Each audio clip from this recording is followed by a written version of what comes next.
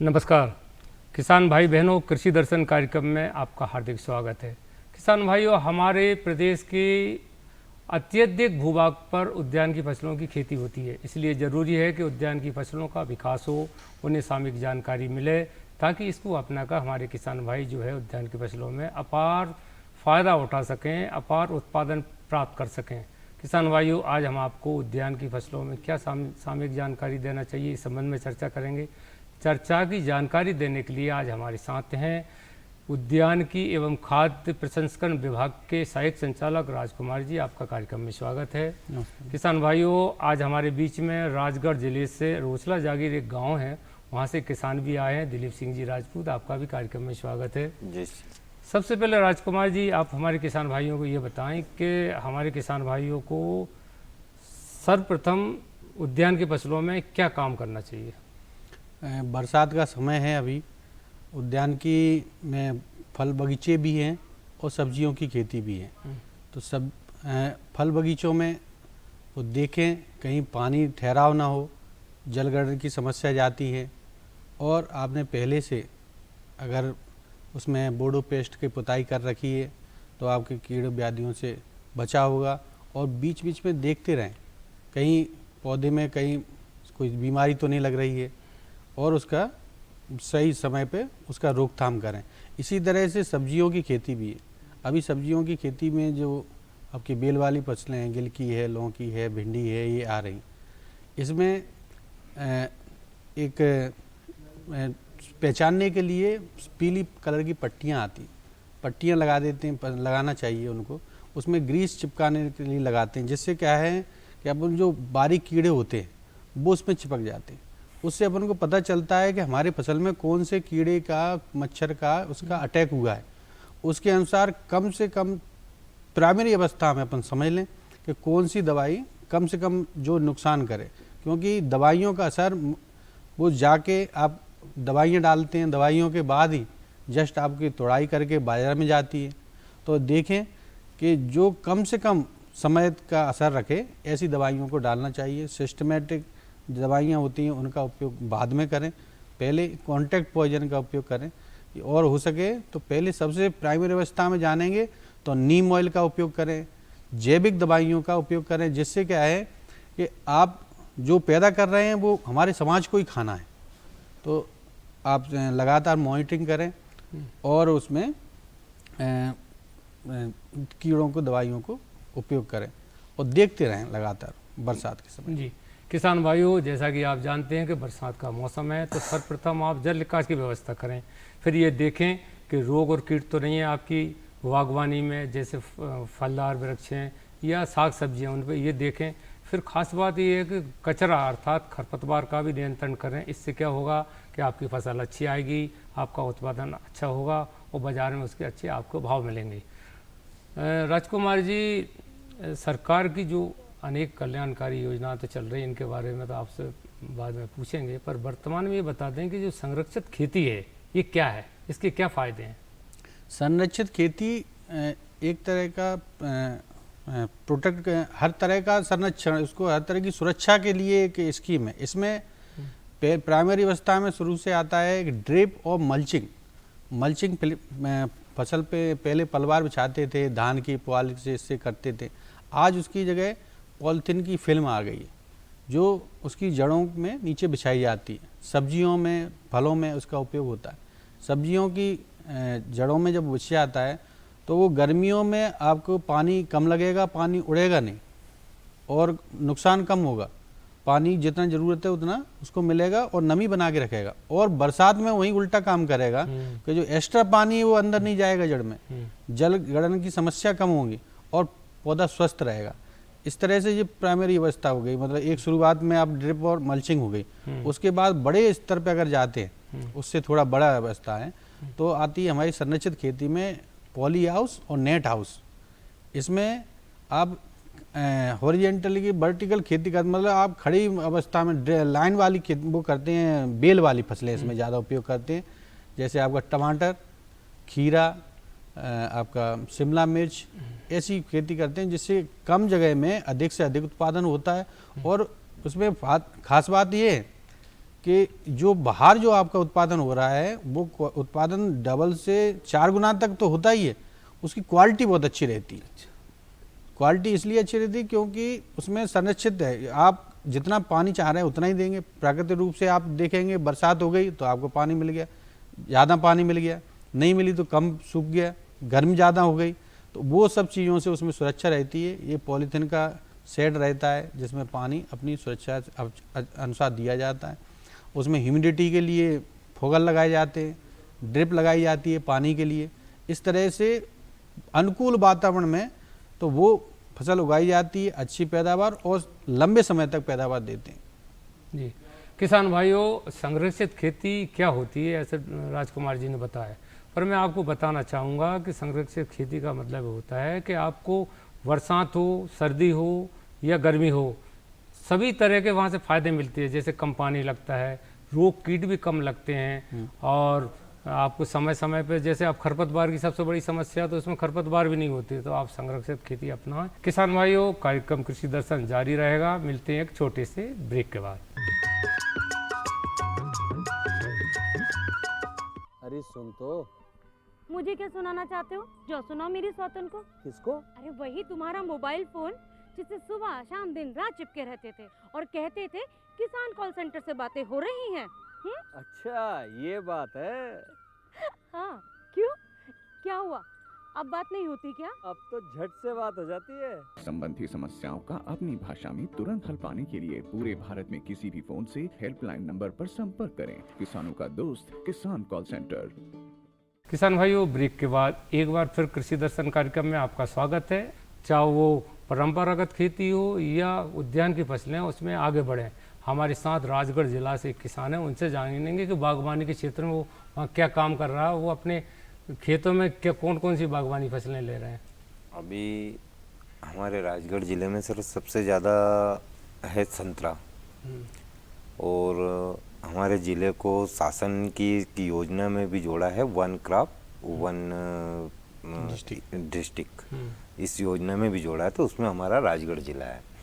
और राजगढ़ ज़िले में सबसे ज़्यादा संतरे का जो उद्यानिकी में यदि हम देखें तो संतरे का बहुत ज़्यादा प्रोडक्शन और बहुत ज़्यादा उत्पादन भी है। अभी थोड़ी सी उसमें एक समस्या आ रही है, मैं सर से पूछना चाहूँगा कि सर से पूछ लें।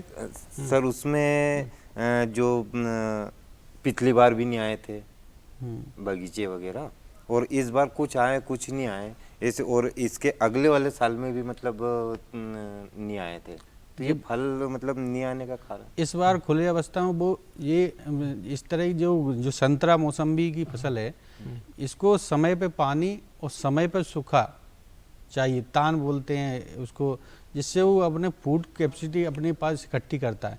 और पानी बरसात समय समय पर नहीं मिल पाने के कारण ही फसल 2 साल से खराब हुई है।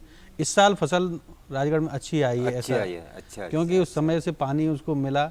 और जैसे आपका अनार हो गया, संतरा हो गया, इनको कुछ समय तक सूखा चाहिए, तो जिससे वो फूड अपने अंदर भोजन इकट्ठा करके फिर वो उसको फूड में अपने फलों में परिवर्तित करते हैं, तो तान मिलना जरूरी है ऐसा, तो वो समय से नहीं मिल पा रही थी। अच्छा सर, एक और भी मैं पूछना चाहूँगा, यदि जैसे अभी आपने अनार जो बताया है, संतरे की भी हमारे यहाँ हो ही रही है, यदि किसान हम अभी केले का बहुत ज़्यादा ये चल रहा है, एक तो पपीता और ये केले का, ये मतलब करना चाहें तो इसमें केला और पपीता करना चाहें तो कर सकते हैं। इसमें हमारे विशेषकर चिन्हित जिले हैं, जैसे बड़वानी और बुरहानपुर साइड में, उधर बुरहानपुर साइड में केला होता है तो हम उधर सहयोग करते हैं। अगर जिस एरिया में ज़्यादा सहयोग मिलता है, एरिया ज़्यादा होता है, वहाँ पे शासन उसको प्रोत्साहित करती ज़्यादा बढ़े। अभी ये थोड़ा थोड़ा बढ़ रहा है, इसमें आप अभी अपने से शुरू से करें, और शासन जब उसको ध्यान में आएगा कि किसानों को इसमें रुचि है और बढ़ रहा है, तो उसमें सहयोग करेंगे। किसान भाइयों, हमारा प्रदेश विविधता भरा हुआ है। हमारे किसी ज़िले में आम होता है तो किसी ज़िले में अमरूद होता है, किसी ज़िले में संतरा होता है तो कहीं केला होता है। ये विविधता हमारे प्रदेश में है, लेकिन हमारे विशेषज्ञ वैज्ञानिक निरंतर प्रयासरत हैं कि सबको जानकारी दें। राजकुमार जी ने बहुत बढ़िया बात बनाई कि उनके संतरा का काम होता है। राजकुमार जी, जो नौजवान पढ़े लिखे हैं, जैसे कि किसी भी उद्यान की फल उद्यान के लिए ज़रूरी है कि नर्सरी में उन फल उद्यान के पौधे मिलें। तो कोई नर्सरी को व्यवसाय के रूप में करना चाहें तो क्या करें, कैसे क्या करें? नर्सरी दो तरह से बनाई जा रही हैं। एक तो आप नॉर्मल नर्सरी जो आप शुरू से देखते आ रहे हैं कि आप उसमें संतरे वगैरह के सबके पौधे, आम अमरूद सबके पौधे लगाते, देसी लगाते हैं, उसके बाद उसकी ग्राफ्टिंग करते हैं। इस तरह की नर्सरी तैयार करते हैं। कोई फूलों की नर्सरी, इसके पौधे तैयार करते हैं, बीज से तैयार करते हैं। आज ज़माना आ गया है टिश्यू कल्चर का। टिश्यू कल्चर की नर्सरी तैयार हो रही है। ऐसी हमारी नर्सरी एक बिदसा ज़िले में, जिसको शासन ने अनुदान दिया है, तो उसमें 1 करोड़ तक का अनुदान उसमें रहता है। उसमें टिश्यू कल्चर में क्या होता है कि एक ही ऐसे, पहले तो ऐसे पौधे तैयार किए जाते थे जिनसे बीज नहीं बनते। जैसे केला है, केला शकर से पैदा होता था तो उसके पौधे इतने तैयार करने में समय लगता था, समस्या जाती थी।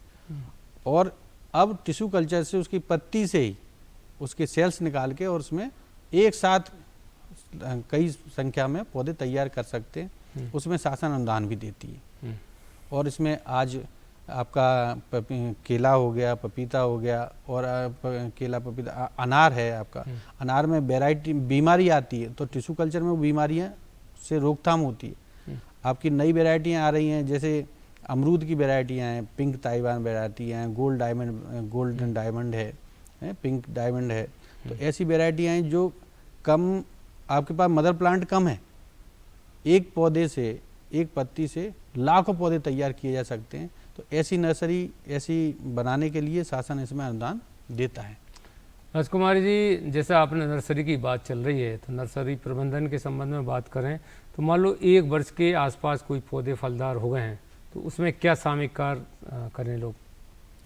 1 वर्ष के पौधे हो गए हैं तो उनमें एक तो आप गुड़ाई का काम करें, और उसमें खाद, लोग एक बार लगाने के बाद उसमें खाद वगैरह उपयोग नहीं करते, अपने आप छोड़ दें। तो उससे उसको प्रॉपर गुड़ाई करें, उसके चारों तरफ का एरिया है उसको साफ करें, और उसमें जो उसकी नई शाखाएं निकल रही हैं उनको कटिंग करें, जितना जो एक्स्ट्रा नहीं बढ़ने दें। तो आज कैनोपी मैनेजमेंट से कम जगह में ज़्यादा पौधे लग सकते हैं और लग रहे हैं, और उसकी मांग है। समय समय पर उसकी कटिंग करें और उसकी गुड़ाई करें। बरसात के बाद आप उसको बोडो पेस्ट जरूर लगाएं, जिससे बहुत सारी बीमारियां और फंजीसाइड की जो बीमारियां और कीटनाशक दोनों का काम करता है। ये बोडो पेस्ट क्या होता है? बोडो पेस्ट एक बहुत अच्छा और सस्ता साधन है।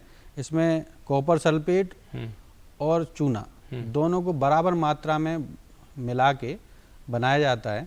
इसमें आप 1-1 किलो कॉपर सल्फेट जो नीलत होता है और चूने को ले लें, इसको और रात में गला दें। दोनों को सुबह एक साथ डाल के हिलाते जाएं, और वो आपका पेस्ट तैयार हो जाएगा। 1 लीटर में आपको 5-5 किलो पानी लेना है, तो 10 किलो आपका घोल तैयार हो जाएगा। आप इसको पौधों पे तना को पुताई करें, इससे कई बीमारियां ठीक होती हैं। जी। किसान भाइयों, कार्यक्रम कृषि दर्शन जारी रहेगा। मिलते हैं एक छोटे से ब्रेक के बाद।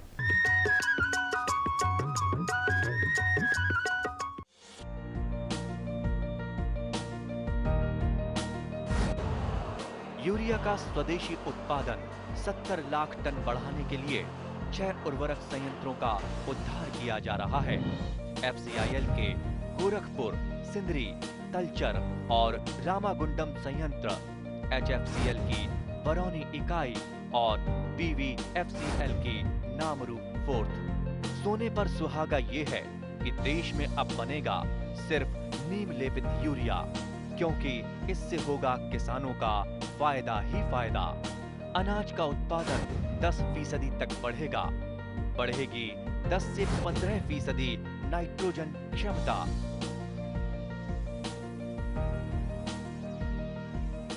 किसान भाइयों, ब्रेक के बाद एक बार फिर कृषि दर्शन कार्यक्रम में आपका स्वागत है।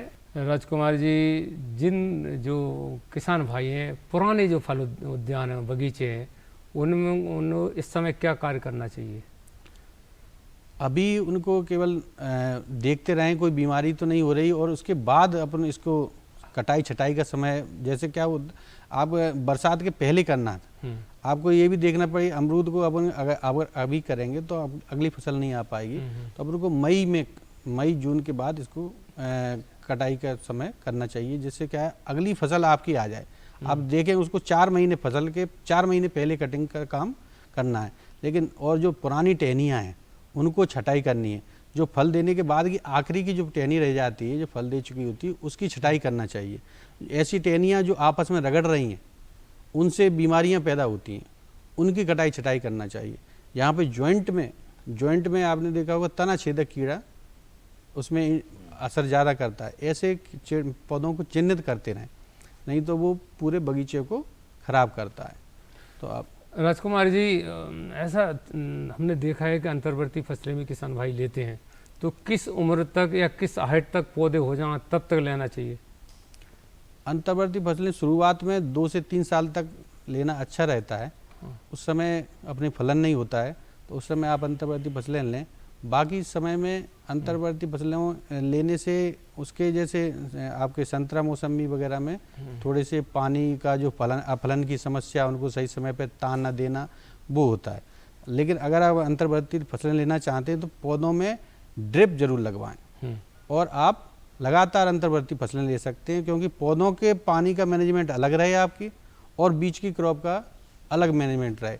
उसमें जैसे छाव वाली फसलें हैं वो ले सकते हैं, हल्दी है, अदरक है, ऐसी फसलों को उसमें ले सकते हैं, लगातार ले सकते हैं, कोई दिक्कत नहीं। जी दिलीप सिंह जी, आप बताएं कि आपके फार्म पे कौन कौन से फलदार वृक्ष हैं, कौन कौन सी सब्जियां आप लेते हैं?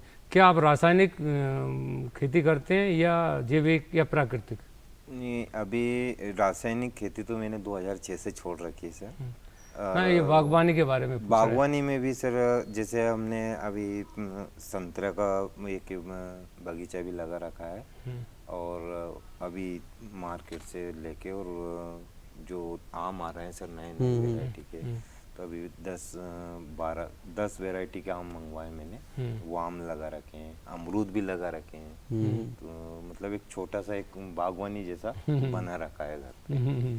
और अभी सर पपीता का जो अभी मैंने आपसे पूछा था जस्ट, पपीता और केल का मैं करना चाह रहा था, केले का, तो इसलिए मैंने पूछा था सर। जी किसान भाइयों, पहले हमारे किसान भाई पास के किसान को देखते थे कि भैया इनने अमरूद लगाया, इनने आम लगाया, तो ये लगा लें। पर अब किसान जागरूक हो गए, वो विशेषज्ञ से पूछते हैं कि मैं राजगढ़ ज़िले में मुझे कौन सा फल उद्यान लगाना चाहिए, या बुरहानपुर में कौन सा लगाना चाहिए, या जबलपुर में कौन सा लगाना चाहिए। इससे क्या फ़ायदा होता है कि वहाँ की मिट्टी आबोहवा जो हो उसके अनुकूल आप पौधे लगाएंगे तो फसल भी अच्छी होगी, आपकी मेहनत साकार होगी। आज खेती पढ़े लिखे लोग ही कर पा रहे हैं। बहुत हॉर्टिकल्चर की खेती मैं देख रहा हूँ कि वो ज़माना नहीं रहा, और नए लोग, पढ़े लिखे लोग उसको समझ के और उसमें खेती में अच्छे काम कर रहे हैं। मल्चिंग लगा के खेती कर रहे हैं, ड्रिप लगा के से खेती कर रहे हैं, जिससे उन्हें मैं अधिकतम के किसान की अपनी बात करूं तो 1 एकड़ से 2 लाख रुपए तक का उत्पादन शुद्ध आय लेता है पर ईयर, शुद्ध आय सब्जियों से। इस तरह से खेती कर सकते हैं। जैसे अभी फलों के बगीचे की बात करें तो पहले जो अमरूद और संतरा है जो अपना लगता था तो 280 पौधे लगते थे 1 एकड़ में, आज 555 पौधे लग रहे हैं। अच्छा, मतलब और ये तो अपने हाई डेंसिटी, और लोग 5000 पौधे तक उसमें लगा रहे हैं। पहले दूरियां बहुत ज़्यादा होती थी जिससे लोग कहते थे खेत खराब होगा, तो वो खेत खराब की बात नहीं। अब मतलब अमरूद का बगीचा है तो उसमें 555 पौधे कम से कम लगाते हैं। आप कुछ कहना चाहेंगे आप जैसे किसानों से, संक्षिप्त में बताएं। मैं सभी किसानों से एक ही अनुरोध करना चाहूँगा कि अभी बात निकली मिश्रित खेती की, तो किसान ऐसे यदि एक ही फसल के ऊपर डिपेंड रहेगा तो वो अपने जीवन में कुछ नहीं कर पाएगा। तो सही कह रहे हैं। उसके साथ में जैसे इसके खेती के साथ साथ में अपना बागवानी की भी फसल होना चाहिए, इसके साथ में अपना दूध उत्पादन भी होना चाहिए। उससे दूध उत्पादन यदि हम करेंगे उससे गोबर की खाद बन जाएगी, गोबर की खाद है उधर अपना ये खेतों में डालेंगे तो उधर रासायनिक भी नहीं खरीदना पड़ेगा अपने को। आपकी बातों से ऐसा लग रहा दिलीप सिंह जी किसान काफी जागरूक हो गया। तो सर उधर क्या है कि इधर अपना ये लागत भी घट जाएगी और इनकम बढ़ जाएगी अपनी। बिल्कुल बिल्कुल। तो राजकुमार जी, आप हमारे कार्यक्रम में आए और बड़ी महत्वपूर्ण जानकारी आपने हमारे किसान भाइयों को दी, प्रोसेसिंग के संबंध में दी, बगीचों के संबंध में दी। बहुत बहुत धन्यवाद। दिलीप सिंह जी, आप राजगढ़ के पास के गांव से आए और आपने भी अपने अनुभव बताए और अपनी जागरूकता के माध्यम से आपके प्रश्नों का समाधान हमारे विशेषज्ञ ने किया। आपको बहुत बहुत धन्यवाद। किसान भाइयों, हर चीज़ का अपना वक्त होता है। अब वक्त है खबरें खेती का, आइए देखते हैं। किसान भाइयों नमस्कार, खबरें खेती की में आपका स्वागत है और सबसे पहले जान लेते हैं कृषि जगत की प्रमुख खबरों को। कोल्ड स्टोरेज के लिए वित्तीय सहायता, प्रदेश में मसालों की पृथक मंडी स्थापित हो, सब्जियों में वर्मी वॉश के फायदे, सोयाबीन में सामयिक कार्य, सब्जी वाली फसलों में सामयिक कार्य। और अब जान लेते हैं खबरों को विस्तार से। केंद्रीय कृषि एवं किसान कल्याण विभाग बागवानी के एकीकृत विकास के लिए मिशन लागू कर रहा है, जिसके तहत देश में 5000 मीट्रिक टन की क्षमता वाले कोल्ड स्टोरेज के निर्माण एवं विस्तार व आधुनिकीकरण सहित विभिन्न बागवानी गतिविधियों के लिए वित्तीय सहायता प्रदान की जाती है। इसके अलावा राष्ट्रीय बागवानी बोर्ड बागवानी उत्पादों के कोल्ड स्टोरेज और भंडारण निर्माण विस्तार आधुनिकीकरण के लिए पूंजी निवेश सब्सिडी नामक एक योजना लागू कर रही है। इसके अलावा देश में कृषि बुनियाद ढांचे को मजबूत करने के लिए सरकार ने 1 लाख करोड़ रुपए की बुनियादी ढांचे कोष AIF लॉन्च किया है। यह जानकारी केंद्रीय कृषि एवं किसान कल्याण राज्य मंत्री श्री रामनाथ ठाकुर ने विगत दिनों लोकसभा में एक प्रश्न के उत्तर में लिखी। मुख्यमंत्री ने कहा कि प्रदेश में मसाले उत्पादन में देश के अग्रणी राज्य शामिल हैं, अतः प्रदेश में मसालों की पृथक मंडी विकसित की जाए। प्रदेश में बड़े पैमाने पर फल, सब्जी, मसाले आदि की उत्पादन होता है, अतः प्रदेश के संतरा, केला, पान, लहसुन आदि की राष्ट्रीय एवं अंतर्राष्ट्रीय स्तर पर पहचान स्थापित कराने के लिए विशेष प्रयास किए जाएं। यह बात मुख्यमंत्री श्री यादव ने उद्यानिकी एवं खाद्य प्रसंस्करण विभाग की बैठक में कहा। और वर्मी वॉश एक तरल खाद है जो कि छिड़काव के रूप में उपयोग किया जाता है। इसमें नाइट्रोजन, फास्फोरस, पोटाश तथा सूक्ष्म पोषक तत्वों के अतिरिक्त पौध हार्मोन, ऑक्सीजन तथा साइटोकाइनिन की मात्रा भी होती है, जो पौधों को संपूर्ण विकास के लिए लाभदायक होता है। इसमें पोषक तत्व घुलनशील अवस्था में उपस्थित होते हैं और तरल खाद के रूप में तुरंत लाभ लेने के लिए खड़ी फसलों में उपयोग किया जाता है। इसकी 1 लीटर मात्रा 7 लीटर पानी में मिलाकर पौधों पर सुबह या शाम में छिड़काव करें। इसको जैविक कीटनाशक के रूप में 1 लीटर वर्मी वॉश को 10 लीटर गौमूत्र में मिलाकर पौधों पर छिड़काव कर सकते हैं। मौसम को देखते हुए सोयाबीन की फसल पर पत्ती धब्बा तथा एंथ्रोकोनोज नामक बीमारी के प्रकोप की संभावना है। इसके नियंत्रण के लिए टेबुकोनोजोल सल्फर 2 ग्राम प्रति लीटर और कार्बोनडाजिम या 1 ग्राम लीटर पानी का छिड़काव करें। कुछ स्थानों पर सोयाबीन में पीला मोज़ेक बीमारी का प्रकोप प्रारंभ हो गया है, अतः किसान भाइयों को सलाह है कि इससे ग्रसित पौधों को अपने खेत में उखाड़ कर गड्ढे में गाड़ दें और इसको अन्य पौधों पर फैलने वाली सफ़ेद मक्खी के नियंत्रण हेतु बीटा साइफ्लोथ्रीन और इमिडाक्लोरोपिड दवा की 350 मिलीलीटर प्रति हेक्टेयर 500 लीटर पानी के साथ छिड़काव करें। इस समय बरसाती सब्जियां जैसे बैगन, टमाटर, मिर्च, गोभी, भिंडी, मूली में आदि में खरपतवार नियंत्रण व पौध संरक्षण के उपाय करें। कद्दू वर्गीय सब्जियों में कीटों का प्रकोप हो सकता है। इसके नियंत्रण के लिए कम हवा चलने पर साफ मौसम में क्लोरोफाइरिफास 25 EC दवा को 2 मिलीलीटर पानी में घोल बनाकर छिड़काव करें। और किसान भाइयों, खबरें खेती के आज के अंक में बस इतना ही। दीजिए अनुमति। नमस्कार। तो किसान भाइयों, अभी आपने देखा और हमारे विशेषज्ञ ने बताया कि समय पर आप उद्यान की फसलों में सामयिक कार्य करें, जैसे खरपतवार नियंत्रण, जैसे नए जो फलन जो बगीचे लग रहे हैं उनमें जल निकासी करें, जैसे खरपतवार निकास करें। तो इससे क्या होगा कि आपका उत्पादन बढ़ेगा। और प्रोसेसिंग के लिए आप उद्यान की विभाग के ऑफिस में जिला लेवल पे अधिकारी होते हैं, उनसे मिलें, तो इससे आपको लाभ मिलेगा। हम ऐसी नई जानकारी के साथ फिर कृषि दर्शन कार्यक्रम में आपके सामने आएंगे। तब तक के लिए नमस्कार।